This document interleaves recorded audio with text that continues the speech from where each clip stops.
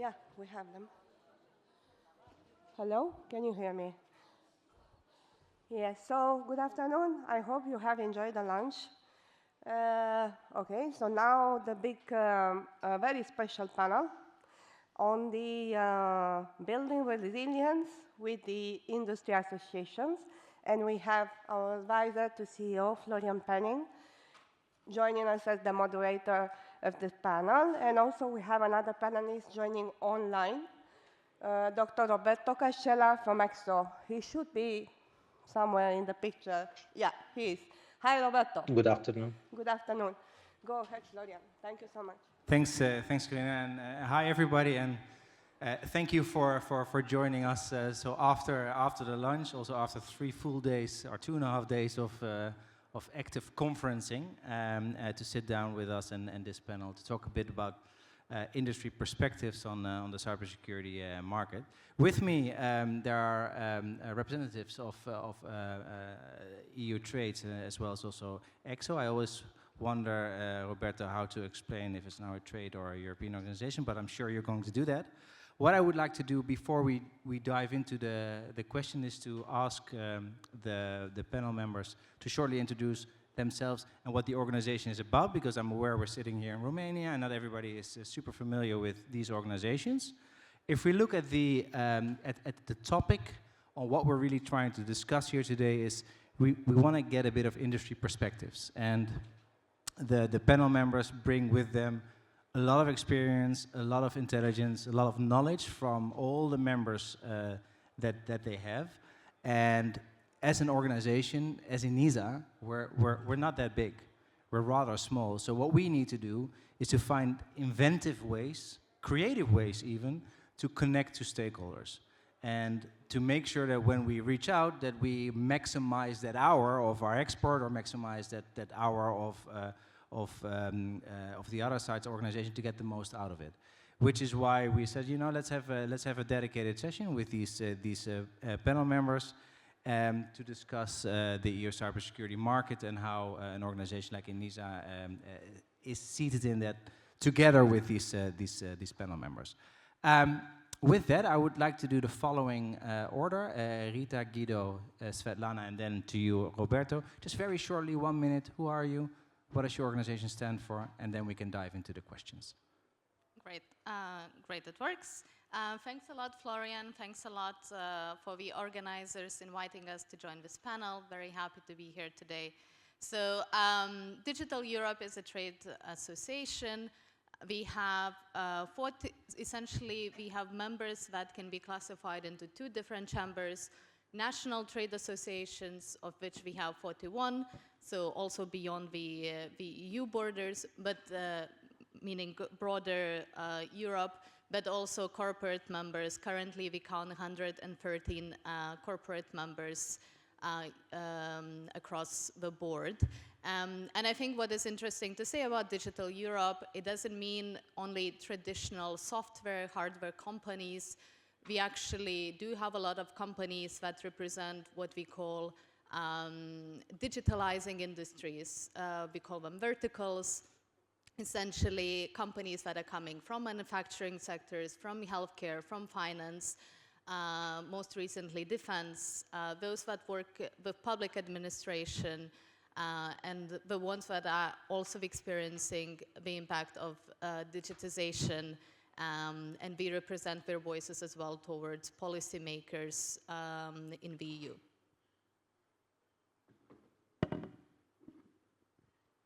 Good afternoon. Thank you, Florian, for having us. I am the Director General of Europe at ITI. ITI is the Global Association of the Technology Industry. We represent 80 global multinationals from all the segments of tech. We have internet companies, we have device makers, we have network equipment manufacturers, cybersecurity providers, and across the board, clearly our membership is very interested and active in cybersecurity. We are a global association in that we have offices around the world. I manage European operations, but we have our global headquarters in Washington, D.C., and we operate with people in Latin America, Asia, India in particular, and other jurisdictions. And we do policy advocacy on behalf of our members in all of these different markets. So clearly, Europe is a central part of this work because what happens in Europe tends to have a very broad impact globally. But it's also important to take in mind what happens in the rest of the world for European policymakers as well. So that's also part of our mission here in Europe when we talk about cybersecurity and any other policy that relates to digital. Thank you, everybody, for being here also after the lunch. Thank you to the fellow panelists to share the stage with them, and to ENISA and ECC for organizing. Business Europe is a cross-sectorial industry association. Our membership are the national employers organizations, and those organizations, maybe the easiest way for you to relate is that all those national employers organizations who discuss with your government how we should do the business, social, and the service of general interest discussions, the so-called tripartite discussions. So we are the umbrella association of all those associations, and we are also having advisory group which consists of corporate membership. We represent virtually every size of companies around Europe and also beyond Europe, and every sector around. So from banking to tech to cement, construction, whatever you think of. So cybersecurity is not on the top of minds of many of the sectors, because of the size or because of not naturally something that is going on. But with the increased geopolitics around Europe, it's becoming more and more top of mind, and we are following more and more cybersecurity policy. Thanks, Svetlana. And going over to you online, Roberto. Thank you, Florian, for having me, and apologize for not being present, for not being there in person. So just a quick introduction about EXO. Indeed, we started as a public-private partnership to the European Commission for the Horizon 2020 work program to indicate priorities. But of course, in terms of organization and association, we have growth in the latest years. So I would say that we are a cross-sectorial membership organization, that our primary goal is, of course, to contribute to develop cybersecurity communities in Europe and also to build the European cybersecurity ecosystem. We consist of more than 300 members, and we have also within EXO, different type of organization, large companies in terms of suppliers and users, but also we have SMEs, RTOs, national public administration that sits actually at the board. And also in the latest years, we are very much looking at the market. So we have also within our board, we have specific activities focused on investment. So we have also investors, and so to have that view of the market is also very important.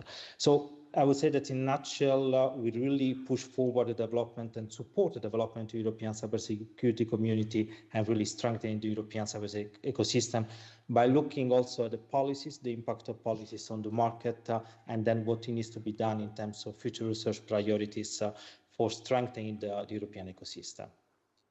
Thanks, Roberto, and thanks everybody. So that sets the baseline, right? That you understand who sits in front of you and what they bring to these discussions. As you hear, a lot of organizations from different levels, small and medium enterprises up until large multinationals.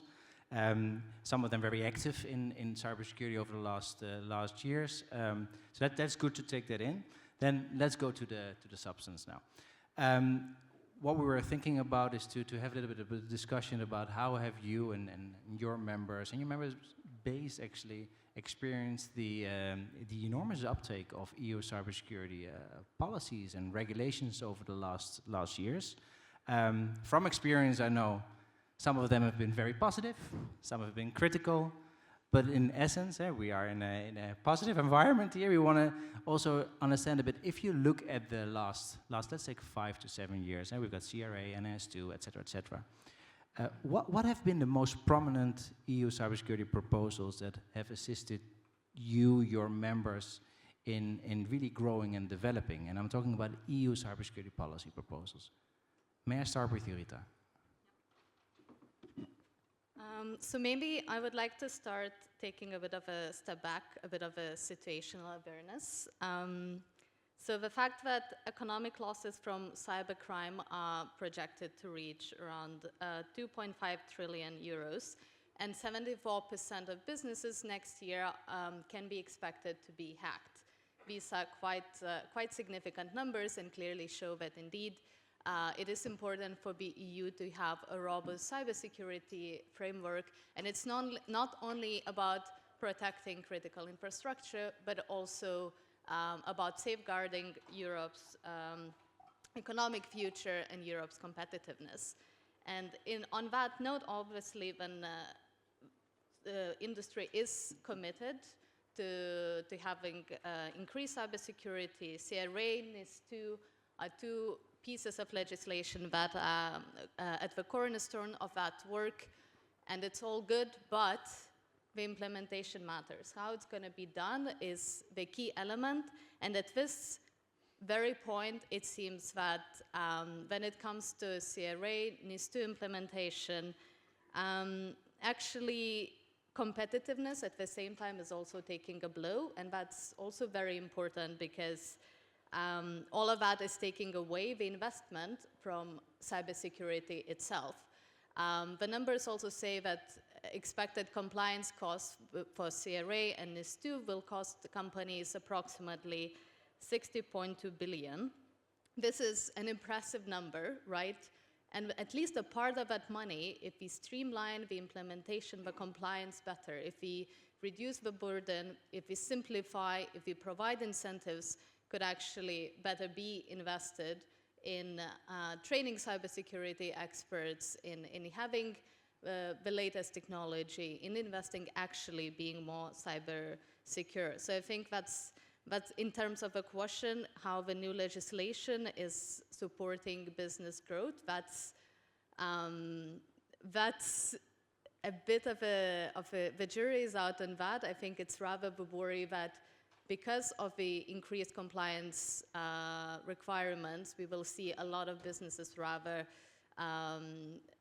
not being able to survive in this market. And again, hence, in order for Europe's economy to try the implementation of these legislations is essentially the key. Very joyful line to start with. Okay, thanks. Moving on to you, Guido. How do you and ITI look at this? Thank you, Florian. Of course, as an organization, we have been engaging in all the discussions around these new cybersecurity initiatives. And the context, as Rita outlined, is that obviously we all see that there is a sharp rise in cybersecurity attacks. This is something that emerges very clearly from, among others, the very helpful reports that ENISA puts out. It's been very strongly emphasized in the preparedness report that former Finnish President Niinistö published yesterday. So clearly cybersecurity plays an important role in resilience, first of all, but also, as you suggest in your question, there is an additional element of how this can foster growth, right? And I agree that pieces of legislation like the CRA, NIS2, to a certain degree, DORA, and others, Cyber Solidarity Act, because they either increase the number of critical sectors, or because they create a new set of baseline requirements that apply to essentially all connected products and devices. The previous speaker said the scope of CRA is everything, right? They create new requirements that demand new solutions. And so obviously from an industry perspective, there is an opportunity to provide these solutions. There is an opportunity for growing the market. All of that is true. I could stop there, but there is another angle to this, right? And the potential for growth is there, but could be somewhat stifled by another element of this whole new regulatory framework that clearly is there is a cost to comply with all of these requirements. And nobody questions that there needs to be a cost at some point. The question is whether the cost is proportionate, whether there could be ways to achieve the same results with lesser cost and lesser complexity. And I'm specifically referring to the fact that if you look throughout the legislative framework, we find a lot of conflicting requirements, overlaps, which make it very difficult for companies to understand what exactly they need to do, or simply again, it requires a lot of effort because certain requirements demand you to do the work 2 or 3 times instead of doing it once. Think about incident reporting, which is different across the different pieces of legislation. So I think the answer to your question is there is a potential for growth on the one end, but we need to be very careful about having a good balance in terms of how the regulatory framework is handled, how the implementation goes, because another question is, of course, all of this will need to be applied at a national level, and so beyond the intrinsic complexity of the legislative framework, you also have potential additional complexity driven by maybe diverging application of the frameworks at the national level. Thanks, Guido. I'm moving over to you, Svetlana, knowing that, well, as Business Europe, there are so many organizations and NTAs behind that. I'm incredibly interested in how your view is that, because, yeah, of course, you deal with the differences in those different capitals, looking at that implementation. The floor is yours. Yes, indeed, quite a divergent membership, as I mentioned earlier. To put it in numbers, through our federations, we represent about 20 million enterprises. So, as you can imagine, many of them probably haven't heard about NIS1, not even NIS2, because not all of course, the scope of NIS1 was a lot smaller. But nevertheless, it's a positive thing to put out there that the NIS1 directive and the Cybersecurity Act laid the groundwork for cybersecurity to become more prominent on not only in the Brussels bubble, but also nationally to try to push member states to think about cybersecurity strategies. And ENISA was very instrumental in building up, fulfilling its mandate with the Cybersecurity Act to help that cybersecurity maturity to go. Of course, maturity can always grow, so there is still room for improvement, but that's something that I would like to point out as a positive example for the past decade, let's say, not less than a decade, but getting there. One thing that, as I said, given the divergence of members that we have, is that the way we see civilian infrastructure being used or weaponized does create a sense of unease and sense of urgency that cybersecurity needs to be dealt with, however, on an organizational level. However, maturity doesn't come from buying a secure product because the CRA is successful in its implementation, or it doesn't come because you have this amazing, if you're like a small and medium enterprise, let's say, you have just an amazing antivirus program, and you'll be like, yes, I'm cyber secure. Its maturity grows, and it is something that there has to be a knowledge transfer between the industries that are more exposed to regulation and are more already have experiences, and then the industries and the businesses that are just starting to understand how their business case or how their operations can be of operational interest for malicious actors. So that knowledge transfer needs to take place, and this is something which we consider as like a bit of a business homework, business-to-business homework, that this knowledge transfer has to take place, but also this type of cooperation with the public authorities to make sure that with the NIS2 implementation and with the Cyber Resilience Act implementation, we get to this very honest and very open discussion and dialogue. So authorities can understand what goes around for companies in order to comply, because from a policymaker's perspective, legislation is like a 100-page document, and you're done once you adopted it. But when it comes to the table of the business community, it's like you have to start maybe like buy new hardware, software. You have to like assemble teams. You have to discuss with legal officers, not necessarily very versed in cybersecurity. So that knowledge also has to come up. You have to also create internal protocols for the internal reporting, and only then report outside in order to be sure that you comply. So there's a lot more steps going on in the business world, and it's not just a 100-page document, maybe many pages, documents and email exchanges. So for that's to just wrap up. We look at the legislation as opportunity for the business community to grow, more cyber resilient, but it cannot only be on the business community to comply, and that's to translate into European cyber resilience. It has to be a team play, and that was something that was actually said very much and very often over the past couple of days. So I will just end here.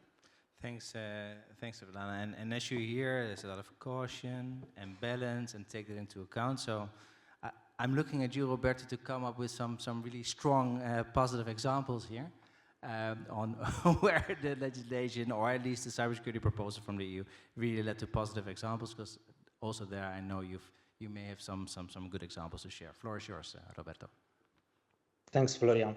So I think that the previous, panelists have shared, a quite interesting, landscape of what is happening at European level. Indeed, I mean, like we have seen a ramp up of the cybersecurity policies. If you look from the latest from 2020, with the security, strategy, cybersecurity policy, and then what is coming up next. And I start, from let's say, maybe one personal perspective of one of the issues that actually is blocking a little bit the market at European level. This could be more a challenge, to overcome. That is indeed like the regulatory compliance complexity that we have. We have so many different regulations. This has been also indicated in the previous panel. So it's sometimes difficult for organizations to navigate across all of them, because there might be some overlaps. And then so the key challenge is how we can ensure compliance, because we need to do that. That means that compliance is not always guaranteeing that we are more secure, because the threats are evolving and so on. But on the other hand, and the last has been shared before, the new legislations are actually a key opportunity that we see for the European market. We see more and more interest also by the European governments, that focus more on the cybersecurity. We see also investments coming in, from the cybersecurity perspective. So we need also to consider that on one end, the cybersecurity policy, they set up a little bit, the objective is not to keep the market more secure, but to establish a baseline and then to indicate a pathway to how to improve that. And then I think, for me, there are two ways of opportunities by discussing with the different members. There is, of course, the part linked to the, I would say, to be compliant, so to ensure, that we are really looking at the baseline security, but then to go beyond that, and then to see how we can improve. Can we add additional services? Because indeed, the policy, they also bring awareness linked to the different cyber threats, and that's open up, very much opportunities. We see also the NIST one. I mean, it was the first example that created a little bit of a market, linked to the auditing. But then we need to be also smart at the European level to understand the policies well in advance, and then to be prepared to have the right services to fill in the gap, that or the demand that the market will make of new cybersecurity services and solutions. And this is very much upcoming. We see with, for instance, with the Cyber Resilience Act, discussing with the members, so we are really talking about how to facilitate and support the compliance, what type of services they need to, or solutions that could be brought to the market, for future businesses. The same will be also the case for the NIS2. So it's important in a sense, that yes, there is a piece of legislation, regulation, but also to anticipate that, from the cybersecurity solution perspective, have a clear view of the European market, where are the gaps that we need to fulfill in the next couple of years, and then work on that side. Thanks, Roberto. And that's also, so we heard a couple of elements coming up. We have heard now several times the NIS2 Directive, Cyber Resilience Act. We discussed this in the panel also before. So one of the things I want to dive a little bit deeper on right now is, if you really look at that legislation, and you represent a lot of companies that are going to be faced with implementation of that legislation. I think everybody here by now has heard and will probably agree with the fact CRA is massive. It requires a lot from manufacturers, both at the top end as well as at the low end, that are just smaller. And you represent many of those companies, like across through. If you look at this, and then one of the things that we were thinking about asking you as well and getting your perspective on is, how do you see at this stage your members, and I'm really talking about the entities, the economic operators, the manufacturers, how do you see them engage and perhaps even through compliance, and are they becoming then also an essential part of the European cybersecurity ecosystem? Because when they comply, they also assist in further maturing as a whole, right? We do have to acknowledge that if we have more companies that are compliant with NIS2, are compliant with CRA, we also lift up the bar. And it would be interesting because you see that much closer than us. Like, how do you see that engagement of your members? And can you tell a bit about that? May I start with you, Rita? Great, thank you. Maybe I will start now with a bit more positive note.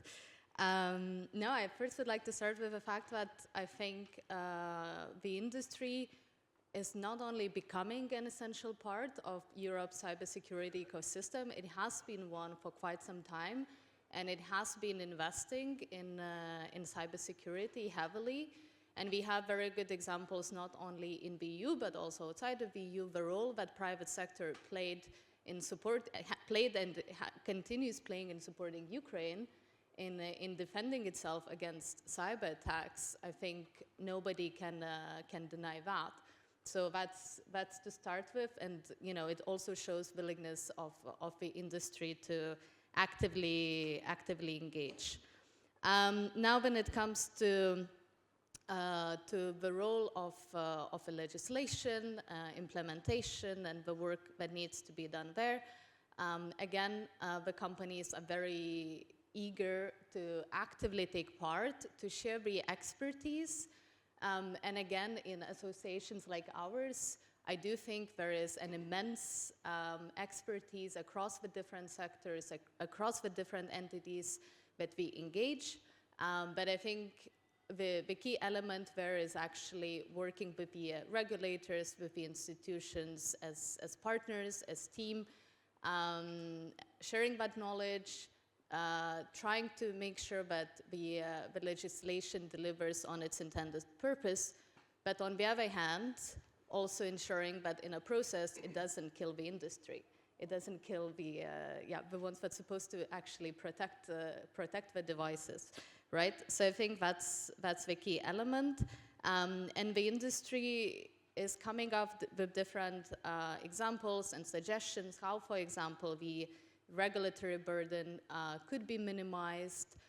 Currently, towards the upcoming new mandate of the Commission, we are looking into different proposals, for example, a single reporting act, or, for example, looking into what we call a future better regulation act, where it would be mandated to conduct a cybersecurity assessment impact on any new legislation and any other initiatives that are linked to actually harmonizing the different regulations. I think that's a big issue. We actually had a discussion during the coffee break. We have so many different definitions across the several pieces of legislation that we currently have on the table. It's not really clear who is going to be in scope exactly, what obligations applies to entities, and that's creating a lot of confusions, a lot of uncertainty, and it's difficult to do business in that kind of environment. That's why we have, I think the latest data, 30% of our unicorns who actually left Europe and went to do their business in the US, because it's just too damn difficult to do that in Europe. But again, just to stress out, of course, willingness is there to engage, but then it needs to be a true partnership with the regulators, and I think industry also wants to feel that the concerns are being heard. Thanks, Rita. Before I go over to you, Guido, I actually, because otherwise we were going to say one-stop shop reporting, and we want this and we want that, and I think most of us are aware of that. Go back a little bit, because what I'm curious about, what can you tell about the level of engagement of your members when it comes down to these compliance challenges, and maybe some positive examples there, or maybe even a little bit more of insight into the different verticals, as Rita mentioned as well. Like, do you see differences in how certain different sectors or companies approach that? I'd be curious in that too, and I know your member base is quite big, Guido, so if you don't mind sharing a little bit of thoughts on that. I know you can't speak on behalf of those organizations, but you do see more than we do, so please.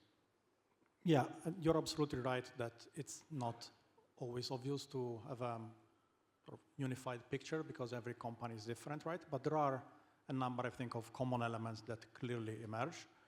And of course, if cybersecurity, provisional cybersecurity services is your core business, it's also different than if you're a digital business at a company that is more on the receiving end of those services as well. So that already gives you an indication of the degree of engagement in this. But the starting point is also, overall, the European cybersecurity market is worth over 130 billion, and it's growing at a rate of 17% a year, so it's huge. There's a lot of opportunity.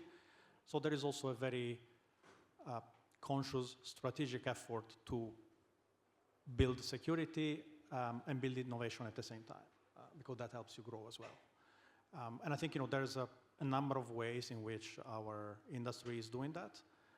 And the first level is helping compliance, right? So as we said, we have NIS2 that is focused on critical infrastructure, transport, energy, healthcare, finance.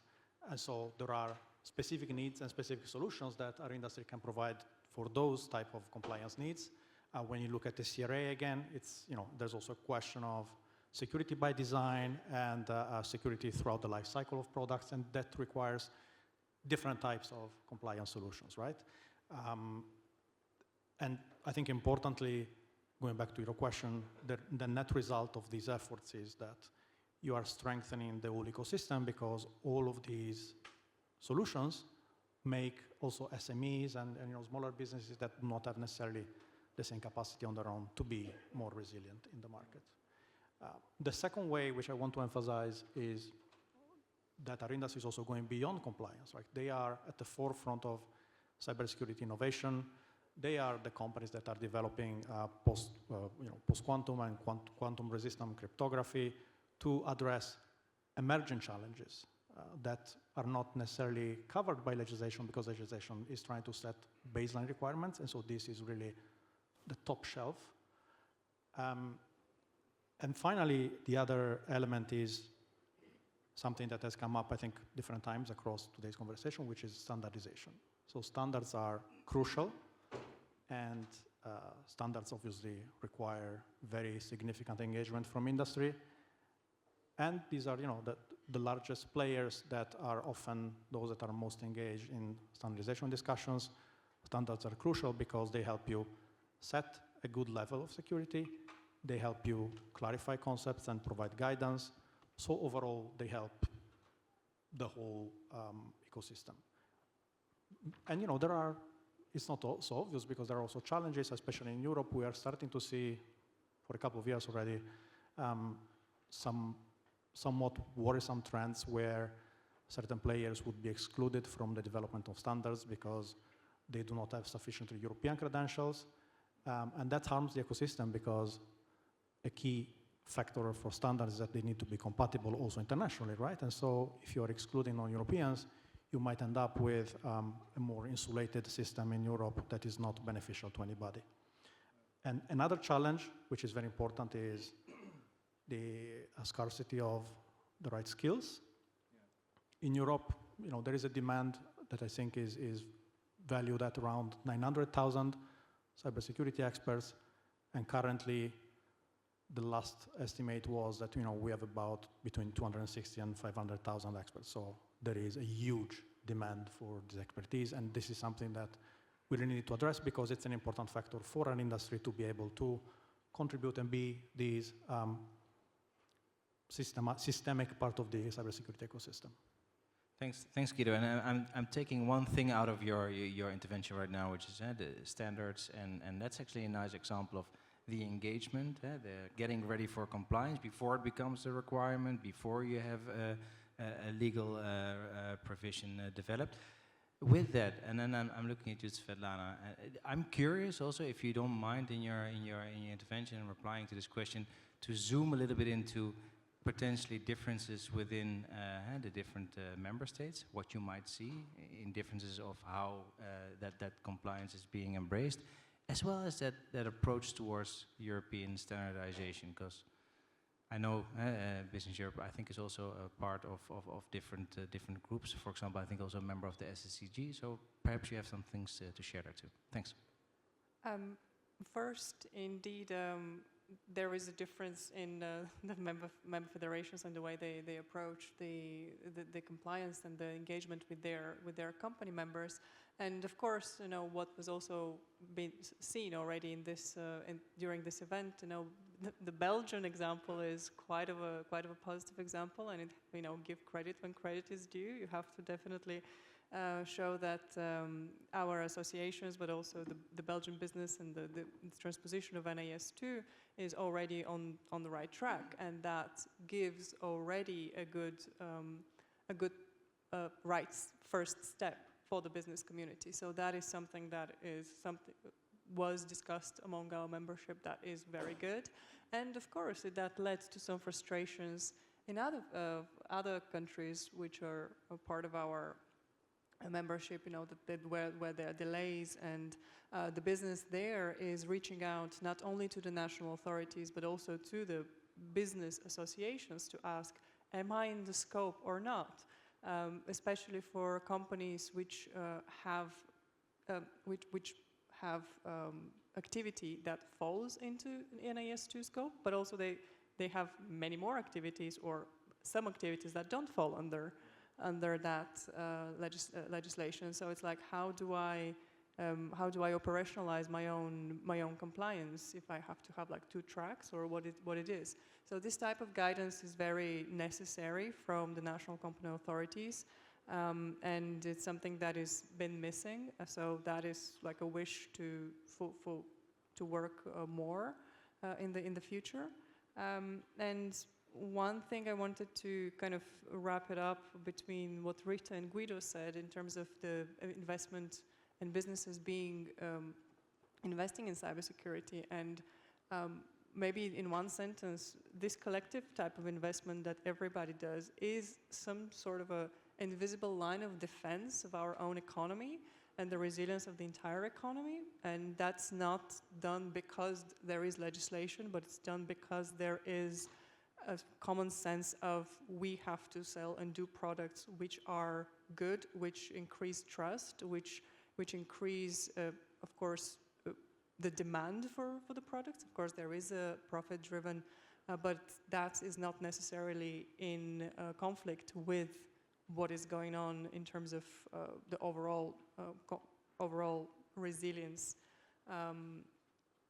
goal. And that links to the standardization discussion and the fact that even in the Draghi report was mentioned that there is a tension between the regulatory burden that is for European companies and the potential, and some companies are leaving Europe, and that leaves Europe with less innovation opportunity, just because the good brains are not here. And that is something that means that we should choose our strategic allies very carefully. And of course, even with the Draghi report was mentioned as well, that the competitiveness doesn't mean that we have to kind of go out and isolate, but also we need to have our strategic allies. And the European business community does choose and does work well with with the partners across the Atlantic. So that is an alliance there. So that is something that it has to be put out there, that we have a good standardization with standardization organizations, we have good standardization system, and it has to remain good. Thanks, Svetlana. And once again, then I'm turning to you, Roberto, because I know that EXO has really took a central role in developing something of an EU cybersecurity market, made in Europe. You've got hopefully a couple of examples to share. One of the things I'd be interested in, and I hope the audience as well, is you now have heard, or we have heard, both Rita and Svetlana mention businesses leaving the EU, and for whatever reason. I'm also curious in what is your organization doing? What do you see within, I hope, is a bit of a positive development of developing an EU cybersecurity market in certain areas that you're involved in. So I'd love to hear your views on that. Floor is yours, Roberto. Thank you, Florian. It's interesting indeed perspective, because it's true that we see that in Europe a lot of companies are leaving European markets. There are a lot of well, there are some issues, that sometimes block organization, let's say, is scaling up and then need to go more at the European level. So we see that the European market is very much fragmented and towards a certain extent. On the other hand, I would say that also coming back to your original question, the legislations that tend to support and to shape really the maturity of the European market as well, and then to facilitate, let's say, that could be also useful to grow maturity across Europe for what concerns cybersecurity. So within EXO, we have a couple of initiatives, that we are doing. On one end, to really promote European solutions. We talk about, of course, European competitiveness, and then facilitate European companies to broaden up, their market opportunities. So, for instance, we developed a platform that is called CyberHive, just to showcase different kind of solutions, and then also understand how these solutions, could answer the specific needs. We had in the past, like the Cybersecurity Made in Europe label, that it was also another way to really promote European solutions as well. So there is indeed a need to showcase what we have good at European level.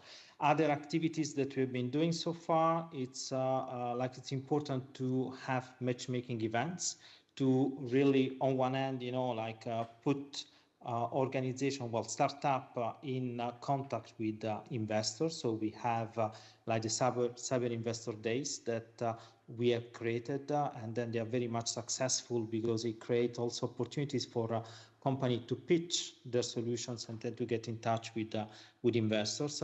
But also we have the Cyber Solution Days. This is an important networking event for showcasing solutions to the end users, to the buyers, and so on. Overall, like I mentioned at the beginning with the introduction of EXO, so one important mission that we have is really supporting the cybersecurity community, creating cybersecurity community, creating opportunities, and so on. So just to give an example, we have one community is the CSO that with more than 500 members at the European level, so that give us also a perspective of what is needed, very closely, from the market point of view. Also, lately we are also doing an analysis, for instance, of the readiness of the organization with respect to transposition of the NIS2. There is, of course, different, different level of maturity at European level, but also for us it was important to understand how the organizations are preparing for that and what are the barriers that they need to overcome. And in some cases, it's very important, for them to have a proper understanding of the NIS2 requirements, to get in touch also with the national organizations, so to really get also support, from that perspective.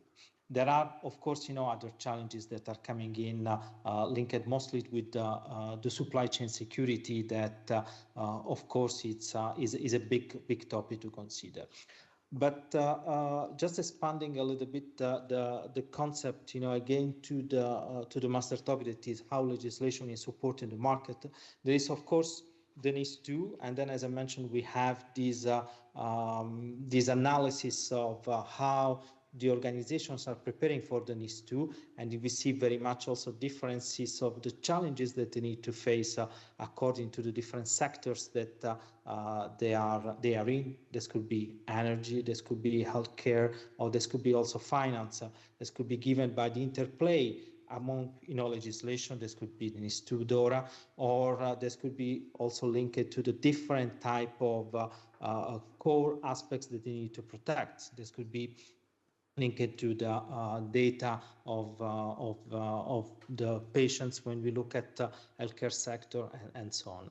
But also this CRA, it's the conference team so far for the previous session is linked to the CRA, and we are trying also to understand how the organization can be really preparing for that. And this is an important also aspects that it's again I mentioned before. We don't talk only about compliance, but actually opportunities of the services that can go to the market. And I think that I'm very supporting European economy, I'm very much in pushing, for hoping, that we answer with all the different questions and needs with European solutions. So what I mean is that it's important to anticipate the needs, and we see cybersecurity solutions entering into the market to really try to address the challenges that will be brought by the different legislation. We see that also with the CRA, that is important, preparedness from that point of view. And also it's interesting to see the investments done by the European Commission. We see, for instance, in the Digital Euro program, we see investments linked to the supporting the legislations as well. And this is important in terms of compliance, tools, services, developing platform, and so on. So it's important that we move together as an ecosystem, towards addressing all the future, cybersecurity challenges.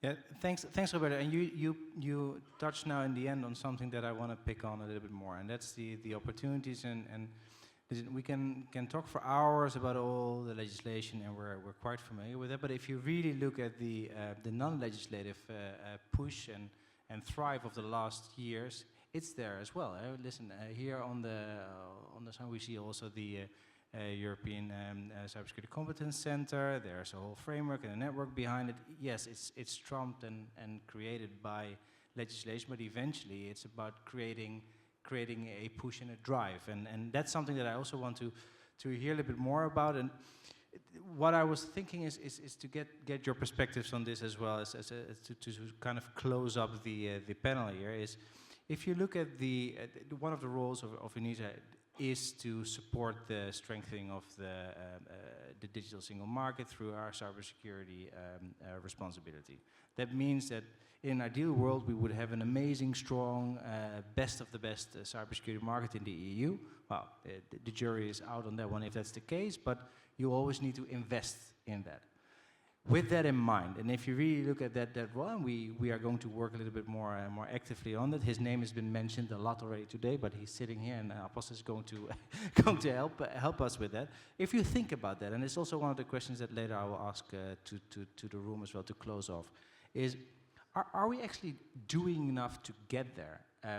Do you find that when you sit down with your member base, that you hear initiatives or you hear an ambition, and it's not really, we're not able to plot that, or we are able to hand it over to an organization like ENISA or an organization such as the European Commission, but it's not really picked up. Are we doing enough? Are we open enough? Are we innovative enough? So I know this is a scary one, and probably my colleagues are thinking, what is he asking now? But I'm just curious about your views there.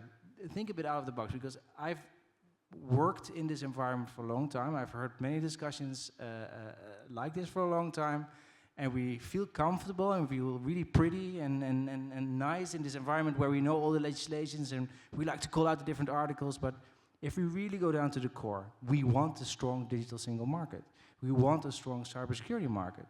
Do we have that? Do we do enough? I'd like to close with that, and please keep it a little bit shorter so I can open up for the audience as well. Rita. Great. I think if we were doing enough, we wouldn't be sitting here and discussing that in the first place, so clearly not. Yeah, we need to do more. Some things are going in the right direction, but it needs to scale 10 times more. Specifically on the side of investment, specifically on providing carrots and not sticks. At Digital Europe, our members, for example, are calling to invest at least 25% of EU and NATO's budget into digital, including cybersecurity, including supporting compliance. On member states level, some member states are already doing that, providing specific funding, especially for SMEs, to be able to deliver on these requirements, but also simply just to build necessary toolkits, templates, even automated vulnerability risk assessments, anything that can actually help, and all of that requires investment, and all of that requires encouragement rather than going with the approach, oh, you know, you're gonna be in trouble if you don't do something. So attracting, I think that's essentially the key thing, and it's essentially the key element of the three things from reducing burden, simplifying, and definitely incentivizing more secure Europe through investment. And also there are other things. I think, weirdly enough, on this panel, we didn't necessarily focus as much, but building stronger public-private partnerships. There are also some models in place, for example, ITICs. We have a number of them across Europe, nationally and on European level, but clearly that needs to be strengthened in really building the trust between the private sector and regulators. And yes, I'm getting too long already. No, thanks, because I want to give a couple of minutes for the audience to reply as well. Guido. Yeah, I'll try to be quick, but there's a lot there. And first of all, kudos for asking the question, because it's not often that, you know, we are asked these kind of direct questions, and it's very helpful.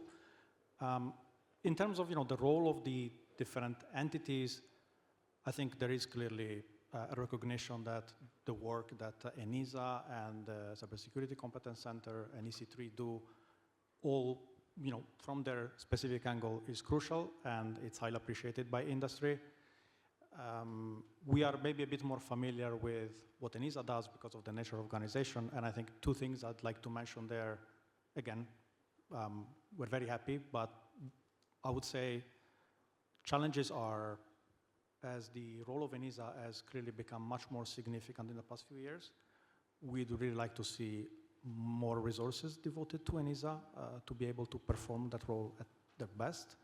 And then there is, I think, sometimes a challenge in terms of the mandate of ENISA as a technical organization versus what you are being asked to do in some context, and for example, certification, not for example, certification specifically, where sometimes ENISA is, in our perspective, put in a difficult position of, you know, driving processes that are more political than technical in nature. What can be done more? Coordination, for sure. I think, you know, as I said, all of the entities play a very important role, including the national agencies, but we do not see a place where this all comes together. And I think in the first panel this morning, where, you know, we have all the different representatives of the agencies, there was a reference to the importance of working together on an informal level. Why not make it more formal, right? Why not creating maybe a platform that helps these entities work together, iron out different ways to approach things and to ask for industry's work. And also, importantly, look at legislation beyond cybersecurity where, so yes, I'll be quick, where there are cybersecurity requirements. And finally, international cooperation, very, very important to us. Thanks. Moving over to you, Svetlana. Please keep it short so that I can at least ask one question to the audience. I'll try not to repeat what was said, but one thing that I would like to point out, and especially with the establishment of the single reporting platform for the CRA, first, businesses want to be part of that discussion because they don't like how that platform would look like, because of course they don't want to have a platform where it's not robust enough, or like they would not trust that they could report, because of course there would be a damage for the reporting part in case the platform is not done well. So that's one thing. And then there was also another thing that we've been discussing internally, is also the trustworthiness check of the employees within the CSIRT, or also like the ones who are establishing cybersecurity measures, because of course now with this increased scope of NIS2, but also the increased scope, the big scope of CRA, the reporting of incidents and vulnerability will be very, very big. So that is something. And last point, there is also the cooperation with the market surveillance authorities is very important. So that should also go. Thanks. And I know this is hard. Roberto, really, really short. Please. Yes. So just want to mention one thing, that first of all, cybersecurity is not only a governmental issue. So it's not, I think, of course, everyone can do more, but this calls really for public-private cooperation. And this is important that we have that, we leverage on that. Most of the time, the expertise is also on the private sector. The public sector is doing amazingly, like in coordinating also the efforts. You mentioned ENISA, the CCC, of course, but the European Commission and so on. So there is already coordination, from that side. But it's important that we achieve a full coordination, with the private sector, both in terms of investments, that is done. So when we talk about nowadays, we see of course, the threats will continue to evolve. So we cannot really just build our cybersecurity, capacity by dealing with the threats, but the objective will be really to build cyber resilience for the future, and then being able to be prepared to address unknown threats that we'll address later. We'll have later. So we need to consider that we are still, these digital transformations, coming in. That's with new technologies coming, and it's important that we have preparedness at 360 degrees.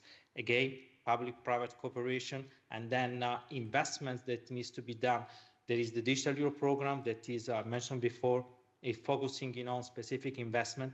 But personally, this is just a personal opinion. And that's the last one, Roberto. Yeah, last one, towards really large-scale project, to demonstrate how this investment can go also fast to the market and addressing the needs. Thanks a lot.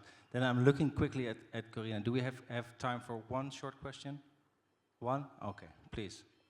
Does anybody have a question? Please.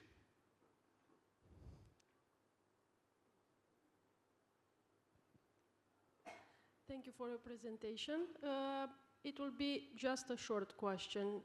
We have two phenomena we started to speak about, institutional inflation and legislative inflation.